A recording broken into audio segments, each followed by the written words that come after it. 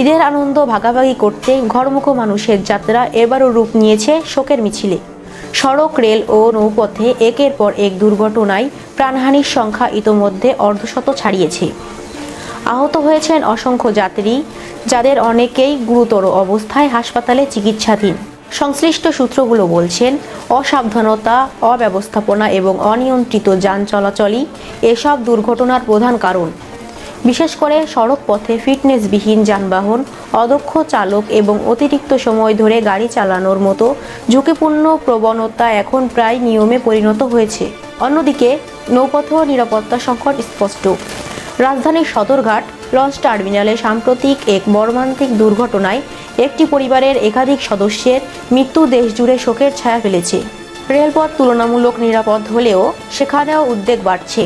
বগুড়ার আদমদিঘিতে train line ত্রুটি এবং কুমিল্লায় ট্রেন বাস সংঘর্ষের ঘটনা রেল ব্যবস্থাপনার ত্রুটি ও রক্ষণাবেক্ষণের ঘাটতিকে সামনে এনে দিয়েছে।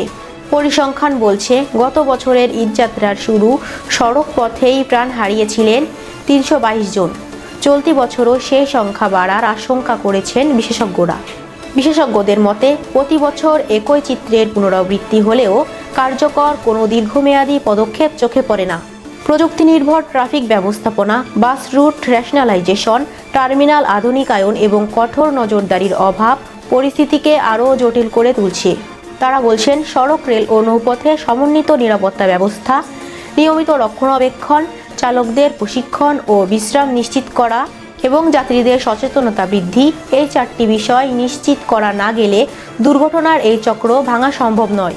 সবচেয়ে বড় প্রশ্ন থেকে যায়, প্রতি বছর এত প্রাণহানির পরেও কেন আসছে না স্থায়ী সমাধান? জনগণের প্রত্যাশা কথাই নয়, এবার কার্যকর পদক্ষেপের প্রমাণ হোক দায়িত্বশীলতা। কারণ প্রতিটি প্রাণী মূল্যবান, প্রতিটি পরিবারের স্বপ্নই অমূল্য। ঈদের আনন্দ যেন আর কোনো পরিবারের জন্য বিষাদে পরিণত না হয়, এটাই সবার প্রত্যাশা। নিউজলি লাইভের সঙ্গে থাকার জন্য ধন্যবাদ। এতক্ষণ সঙ্গে ছিলাম আমি আমরিন সুলতানা, নিউজলি লাইভ।